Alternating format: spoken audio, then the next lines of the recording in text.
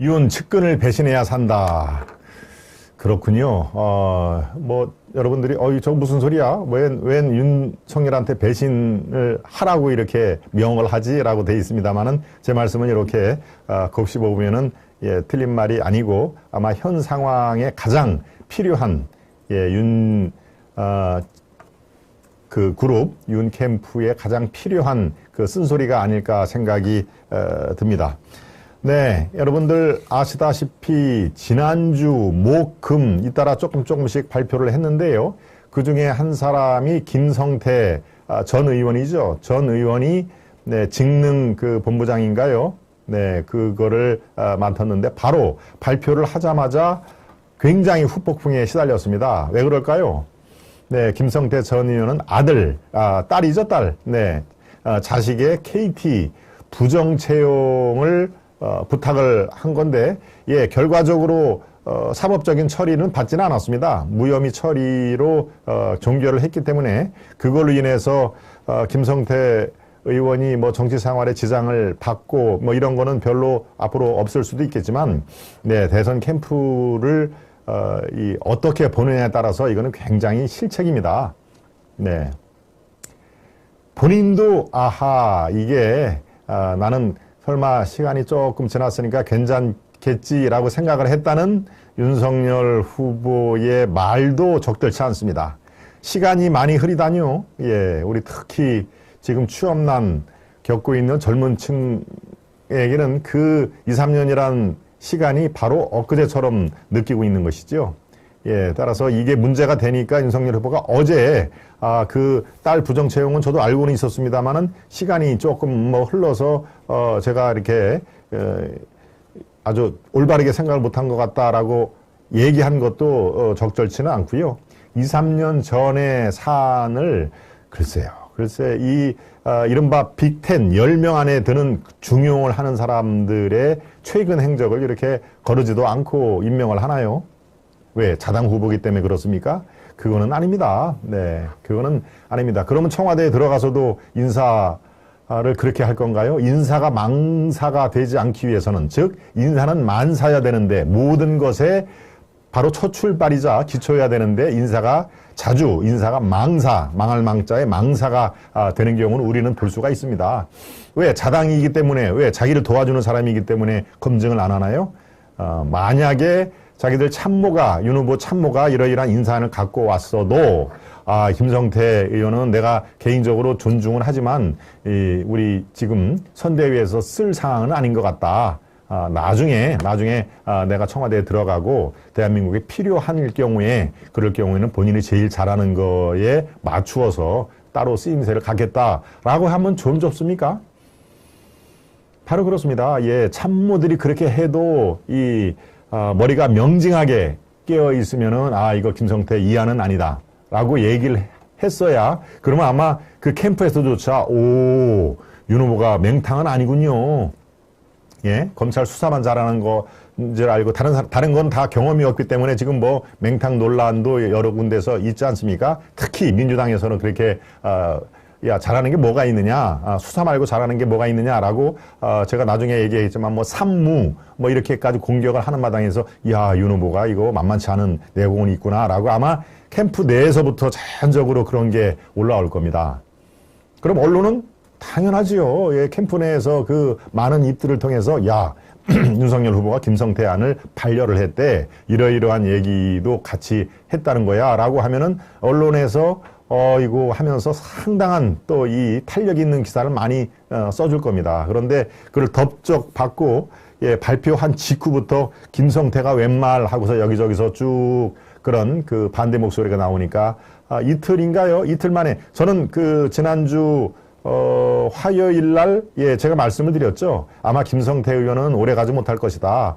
스스로 이 자리를 반납을 하거나 아니면은 캠프에서 공식적으로 사퇴 요구가 있을 것이다 라고 제가 파죽지세인가요? 그 얘기를 통해서 아마 여러분께 설명을 드렸습니다마는, 네, 바로 그렇습니다. 이거는 제가 이 예지력이 뛰어나서가 아니고 건전한 상식을 갖고 있으면 이거 충분히 예견이 된 겁니다.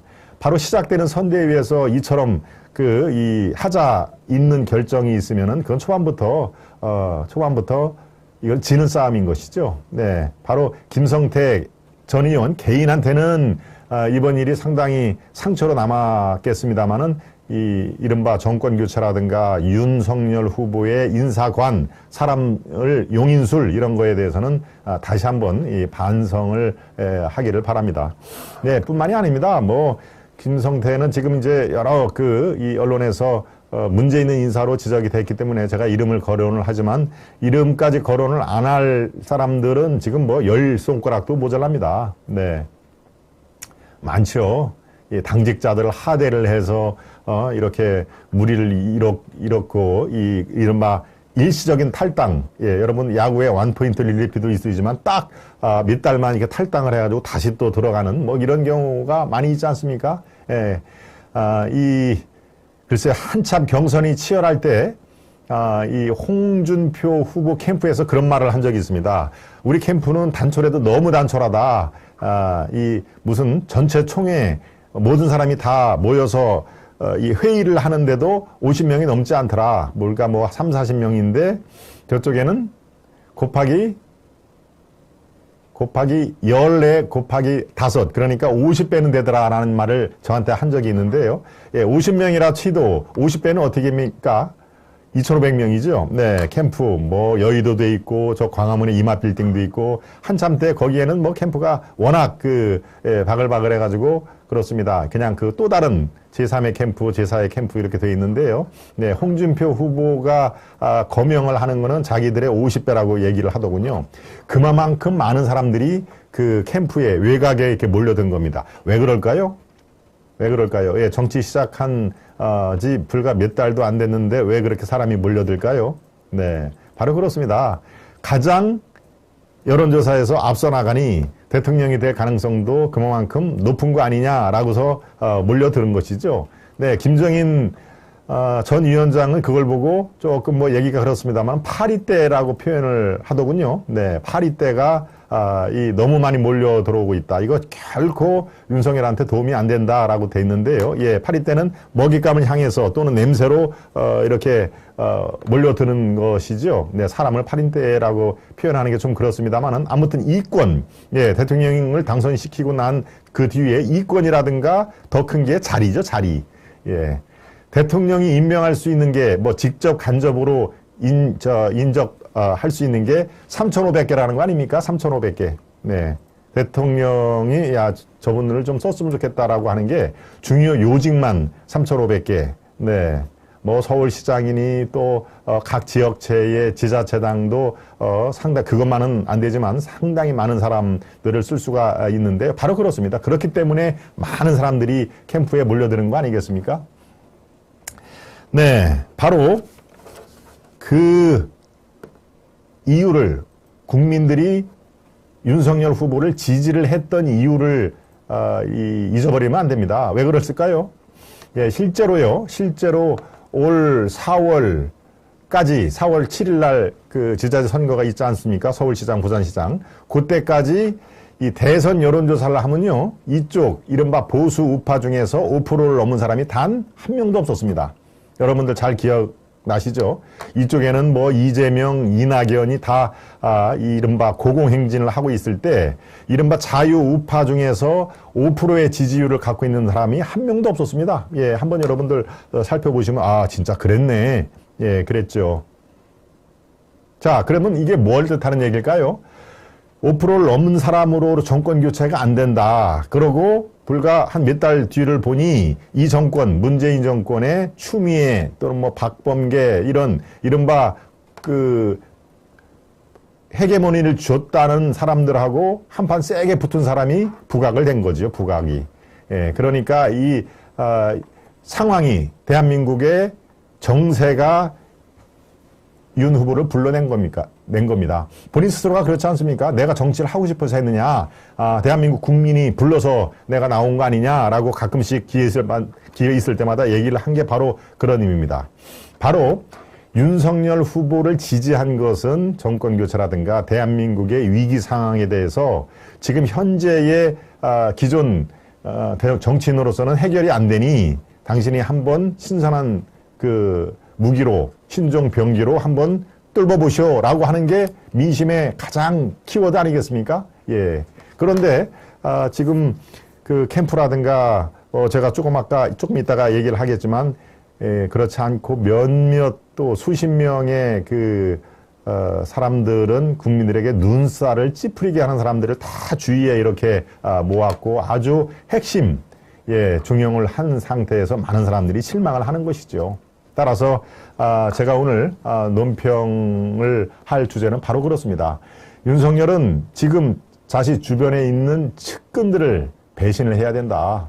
아까 멍 때리기도 제가 강조를 했습니다만 이제 배신을 때려야 된다라는 말을 제가 아주 강조해서 드립니다. 그게 대한민국을 살리는 것이고 윤석열 후보의 올바른 대선 행보의 길이다. 네. 그러고요, 자기의 이 경선 과정에서 이 주위에 붙었던 수십 명, 수백 명의 이른바 현직 국회의원들, 이분들이 그 능력이 탁월해서 쓰려면요, 이렇게 중용을 바로 눈에 보이는 그 무슨 위원장, 선대 본부장 이렇게 자리를 안 줘도 됩니다. 이건 얼마든지 외곽에서 그 쓰임새가 나중에 있을 테니까 외곽에서 좀 도와주십시오라고 국민들 눈에는 안 보이게끔 하면 됩니다. 네, 그렇다고 단절을 하라는 얘기가 아니라 얼마든지 도움을 줄 수가 있는 거거든요. 외곽 단체에서 국민들의 이런 시선에 자유롭게 그렇습니까? 예, 캠프에 아주 중요한 그 역할을 하면은 국민들 눈, 특히 기자들 눈, 카메라에 벗어날 수가 없는 건데 얼마든지 국민들 이렇게 찌푸리지 않게 도와줄 수가 있는 거거든요. 그 능력이 정말 탁월하다면 그 능력을 중용을 하고 싶다면 집권 이후에 얼마든지 써도 그거는 국민들이 뭐라고 할 사람이 없는 거죠. 왜? 정권 교체 이후니까요. 그런데 정권 교체의 어느 분 얘기처럼 그렇게 이권 또 자리에 탐한 분들을 수백 명이 주위에 있다는 것은 바로 지금부터 D-100이라는 지금 이 중대한 그 시점에 가장 윤 후보 또는 윤 후보 캠프에서 실행을 해야 될 게 바로 측근들을 배신해야 당신이 산다 라고 하는 말씀을 제가 오늘의 논평으로 드렸습니다. 네, 제이샤르베님이 또 맞장구를 쳐주셨습니다. 맞습니다. 송종찬님, 댄드로님, 네, 힐링님, 예, 대단히 감사드리고요. 배신의 추억. 그렇습니다. 정치판에서는 배신의 추억이 필요할 때가 종종 있습니다. 저는 지금이 그 타이밍으로 보는 거고요. 측근들을 내친다. 그럴 경우에는 국민들이 당연히 환호를 하는 것이죠. 예, 측근들을 내치면 어떻습니까? 그 자리에 참신하고 국민들이 지지하는 이름은 지명도는 약간 떨어질지 몰라도 참신한 인물들을 수혈을 할 공간이 생기는 것이죠. 따라서 배신의 추억은 지금 상당히 필요한 시점이라고 저는 봅니다. 네, 뭐 특정인 이름을 얘기해서 좀 그렇습니다만은 바로 지금 제가 얘기한 몇몇 분들보다는 글쎄요, 금 배지를 정말 초기와 같이 버리면서 정말 핵심 가치를 추구했던 뭐 윤희숙이라는 분 또는 무슨 민주당에 있다가 그쪽들하고 갈등이 갈등의 요인은 뭐 여러분들이 잘 아시니까 제가 부연 설명 안 하겠습니다만 금태섭 뭐 이런 분들이 또 국민들의 지지를 받는 분 중에 한 사람 아닙니까? 예, 저는 그 사람들을 중용을 해라라는 말이 아니라 그 사람들에 대한 필요성이 국민 쪽에서 지금 자연스럽게 높아지고 있다. 그러려면은 지금 이른바 전현직 의원들 이 경선 과정에서 살짝 붙은 그런 분들을 스스로 쳐내는 그런 작업이 반드시 필요하다라는 그런 제언을 합니다. 네, 저는 그렇게 될 거라고 믿습니다. 네, 그리고 이 전현직 의원 중에서 자기를 도왔다고 고마워할 필요가 없습니다. 그거는 말씀드린 대로 그거 하나의 목적이 있기 때문에 쳐낸다고 해서 고마워할 필요도 없고 쳐낸다고 해서 아쉬워할 필요도 전혀 없는 상황입니다. 마치 노무현 대통령 역전을 한 게 딱 한 번 있다고 그러는데 그게 노무현 백원이라고 얘기했죠. 예컨대 뒤지고 있는 후보를 도와서 역전을 하고 그러면 또 얘기가 달라집니다. 그렇지만 애초부터 올 초부터 계속 이 보수 쪽에서는 윤 후보가 앞서지 나갔지 않습니까? 그럴 경우에는 그분들의 이렇게 밀밀듯이 들어오는 그분들을 쳐내도 국민들은 절대 그걸 갖고 무슨 뭐 배신을 했다, 이런 그런 걸로 윤 후보를 코너에 몰지는 않을 테니까 그건 뭐 걱정을 안 해도 됩니다. 국민들이 환호하는 모습을 보여줄 수 있는 게 그 경우의 수가 이렇게 많지는 않습니다. 특히 대선 앞에 D-100일을 앞둔 이 시점에서 바로 윤 후보의, 윤석열의 배신, 이것은 국민들이 오히려 환호를 한다라는 말로 정리를 해드리도록 하겠습니다. 네, 제가 오늘 논평은 D-100일을 맞아서 상당히 강도 높게 제가 주문을 했는데요. 예, 요 관련 기사를 몇 개 소개를 해드리도록 하겠습니다. 네, 장제원 등 문고리 3인방이 인선을 주도했다. 권경애라는 분은 여러분들 좀 생소하시죠? 네, 조국 백서, 조국 흑서 여기에 나오는 그 이름인데요. 네, 문고리 3인방이 이른바 윤석열의 귀를 막고 눈을 가리고 있다라고 하는데, 문고리 3인방, 예, 박근혜 그 탄핵의 뿌리를 쭉 올라가면 이제 박 정권의 문고리 3인방이 등장을 하지요. 예, 지금도 마찬가지로 장제원, 또 권성동, 또 한 명이 있습니다. 윤한홍, 이 세 사람이 가장 측근에서 윤 후보의 눈과 귀를 가리고 있다라고 하면 권경애 그 변호사가 얘기를 했는데요. 네. 진중권 그 평론가도 한마디 했죠. 장순실이라는 말이 나돌고 있다. 여의도에는. 예, 장순실의 장은 바로 장제원을 얘기를 하는 겁니다. 순실은 여러분 아시다시피 최순실을 얘기를 하는 것이죠. 장순실을 여의도에서는 벌써 돌아다니고 있다. 네. 장제원 뭐 가만히 있을 리가 없죠. 또 성격이 아주 이렇게 다이내믹한 분이니까. 진중권이야말로 정권 교체의 회방꾼이다 라고 하는 얘기를 지금 그렇게 갑론을박을 하고 있습니다. 이른바 문고리 3인방으로 지목된 분들은 억울할 수는 있겠습니다. 왜? 내가 사리사욕 없이 지금 정권 교체를 해서 이렇게 하는데 그걸 문고리 3인방으로 마치 최순실에 빗대서 얘기를 하느냐, 억울할 수는 있는데요. 예, 그렇게 보는 사람들이 많다면은 그건 또 얘기가 달라집니다. 네, 그러니까 바로 제가 말씀을 드리듯이 가장 측근에서 경선을 도와서 이른바 보수파의 최종 후보가 된 것까지 여기까지 내 임무를 다한 것 같다. 이제는 당에서 더 공정하게 그런 임무를 수행해 바란다라고서 딱 손을 뗐으면은 훨씬 더 보기가 좋죠. 물론 뭐 장제원 의원은 네, 그렇게 뭐 비서실장이라든가 이런 거를 안 맡겠다라고 했는데 이미 그때는 예, 본인의 스스로가 아니라 이렇게 떠밀려 가듯이 얘기를 한 것이죠. 또 아들 문제에 대해서는 불특정 다수 국민들이 매우 심사가 아주 불편한 그런 상황임을 아셔야 됩니다. 네. 아들이 저렇게 하는 걸 왜 아버지한테 책임을 묻느냐? 천만의 말씀입니다. 예, 상당수, 저는 뭐 대다수란 말씀을 드리겠습니다. 대다수의 국민들은 예, 그런 그 아들의 그런 그 언행 이런 것들을 굉장히 예, 아주 못마땅하게 생각을 하고 있고 이것이 표심으로 연결이 될 수밖에 없다는 점을 깊이 생각을 해드리기 바랍니다. 네, 꼭 그렇게 이 나쁜 것만은 아닌 게 저희가 그나마 예, 비서실장의 오늘입니다. 비서실장의 고졸 9급 공무원 출신 초선의 서일준 지역구가 거제인데요. 네, 바로 저것은 물론 저런 참신함을 염두에 두고 인선을 했겠지만 바로 저런 것이 쌓여야 됩니다. 예, 비서실장의 예컨대 뭐 권성동이니 장제원이니 이런 분들을 하면은 서로 친하고 또 뭐 한참 이렇게 또 후배가 되고 예, 장제원 그 의원은 이제 후배이기 때문에 얼마나 편합니까? 옆에 두고 하면은 뭐 말도 함부로 해도 되고 편하기 때문에 쓴다?